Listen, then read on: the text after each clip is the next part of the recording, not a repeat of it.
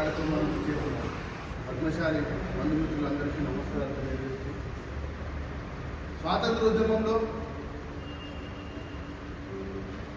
తెలంగాణ మలిదశ ఉద్యమంలో నిజాం ప్రభుత్వానికి వ్యతిరేకంగా ఉద్యమంలో ఇలా ఎన్నో ఉద్యమాల్లో పాల్గొన్న ఏకైక గొప్ప నాయకుడు దీశాలి కొండాలక్ష్మణ్ బాపూజీ గారు.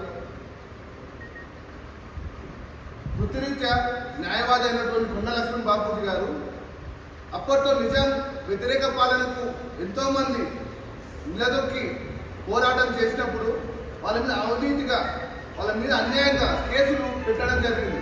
ఆ కేసులు వాదించడానికి ఒక్క రూపాయి కూడా తీసుకోకుండా చాకలి ఐలమ్మ నుంచి ఎంతోమంది ఉద్యమకారులకు వెంట ఉండి వాళ్ళను జైలుకెళ్ళి విడుదల చేసే విధంగా ప్రయత్నం చేసిన కొండాలక్ష్మణ్ బాపూజీ గారు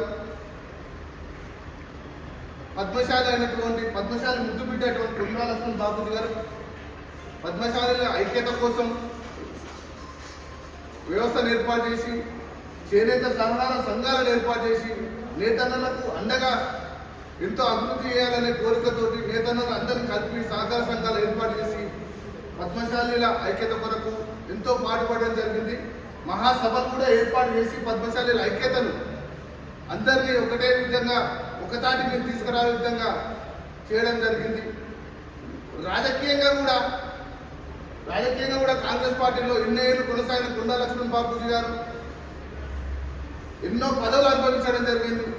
ఎమ్మెల్యేగా, మంత్రిగా, తెలంగాణ కోసం మంత్రి పదవిని సైతం త్యజించి నాకేమొద్దు తెలంగాణ కావాలి, అదే ముఖ్యమనే ఉద్దేశంతో నాకు మంత్రి పదవి వద్దు, తెలంగాణ వచ్చేంత వరకు నేను ఎలాంటి పదవి చేపట్టాలని చెప్పి